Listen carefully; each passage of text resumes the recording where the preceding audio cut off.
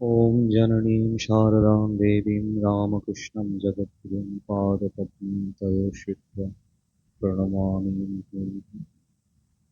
শ্রী শ্রী ঠাকুর, শ্রী শ্রী মা এবং শ্রী শ্রী স্বামীজি মহারাজের চরণে আভূমি আনন্ত প্রণাম নিবেদন করি। প্রণাম জানাই কবিগুরু রবীন্দ্রনাথ ঠাকুরকে। মঞ্চে উপস্থিত শ্রীমৎ স্বামী বাসবানন্দজি মহারাজ, আমাদের সকলের প্রিয় এবং শ্রদ্ধেয় রঞ্জিতদা, তাকে প্রণাম জানাই। মঞ্চে উপস্থিত আশ্রম সহাধ্যক্ষ এবং রামকৃষ্ণ মিশন রেসিডেন্সিয়াল কলেজের অধ্যক্ষ শ্রীমৎ স্বামী একচিত্তানন্দজি, আমাদের শ্রদ্ধেয় এবং পূজনীয় ভার্গবদা, তাকে প্রণাম জানায়। আর অলোকদা আছেন, অলোক দত্ত আমাদের আচার্য ছিলেন বিদ্যালয়ে, আমাদেরকে পড়িয়েছেন, তাকে আমি আমার প্রণাম জানাই। আজ আমরা এখানে সকলে সমবেত হয়েছি 25শে বৈশাখের সুপ্রভাতে। এখানে উপস্থিত আমাদের আচার্য যারা আছেন, ছাত্ররা আছে, তাদের সকলকে সুপ্রভাত এবং সুস্বাগতম জানাই। আমরা এখানে সমবেত হয়েছি বাঙালি জীবনের সাথে একেবারে অঙ্গাঙ্গিভাবে যুক্ত যে রবীন্দ্র চর্চা, সেটিকে উদযাপন করার জন্য। গত পরশুদিন সন্ধ্যায় সেই জন্যই আমাদের ছাত্র ভাইয়ের একটি সুন্দর নাটকের উপস্থাপন করেছে, নাটক মুকুট, কবিগুরু রবীন্দ্রনাথের লেখা। সেটি সবার খুব ভালো লেগেছে। এখানেও আমরা কিছু ভালো গান, ভালো কথা শুনবো, শুনে আমাদের জীবনকে সমৃদ্ধ করব। আমাদের সাহিত্য চর্চাকে সমৃদ্ধ করা দরকার। কারণ আমরা যারা বাংলা ভাষায় কথা বলি বা মাতৃভাষায়, সেই ভাষাকে আরো কিভাবে আমাদের জীবনে, জীবন চর্চায় আমরা কাজে লাগাতে পারি, আরো সমৃদ্ধ করতে পারি, সেই প্রয়াস আমাদের সর্বদা থাকা উচিত। আমরা স্বামীজির কথা প্রায় বলি, স্বামীজির স্টাডি সার্কেলও হয় আমাদের, সেখানে আমরা বারবার স্বামীজি যে কথাটি বলেছেন, বি ফিয়ারলেস, ভয় শূন্য হওয়ার কথা বলেছেন।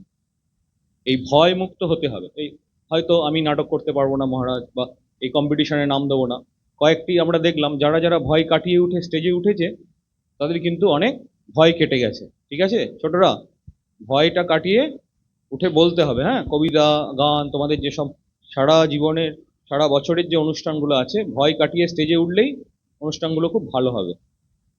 স্বামীজি বলেছেন বি ফিয়ারলেস। আর রবীন্দ্রনাথ ঠাকুর কি বলেছেন? আমাদের এই স্বামীজির পত্রাবলীর পিছনে আছে, বিবেকানন্দ বলেছিলেন প্রত্যেক মানুষের মধ্যে ব্রহ্মের শক্তি। বলেছিলেন দরিদ্রের মধ্যে দিয়ে নারায়ণ আমাদের সেবা পেতে চান। বিবেকানন্দের এই বাণী সম্পূর্ণ মানুষের উদ্বোধন বলেই কর্মের মধ্য দিয়ে, ত্যাগের মধ্য দিয়ে মুক্তির বিচিত্র পথে আমাদের যুবকদের প্রবৃত্ত করেছে। প্রত্যেক মানুষের মধ্যে ব্রহ্মের শক্তি, আমাদের সবার মধ্যে অনন্ত শক্তি আছে, তাই তো?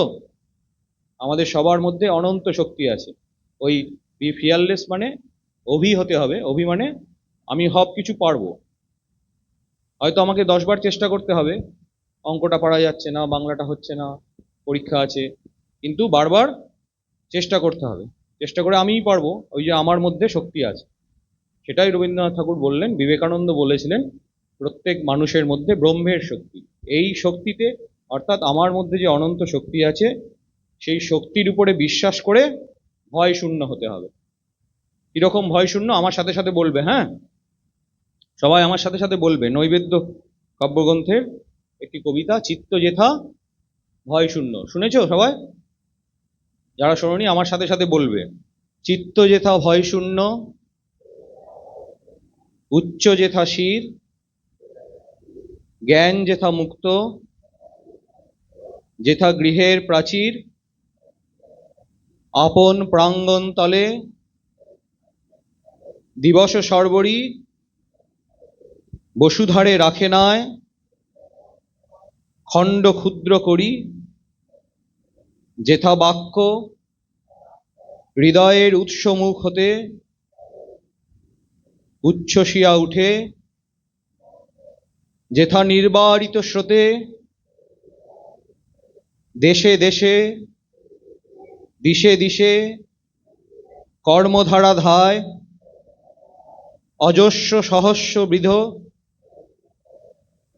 চরিতার্থতায়, যেথা তুচ্ছ আচারের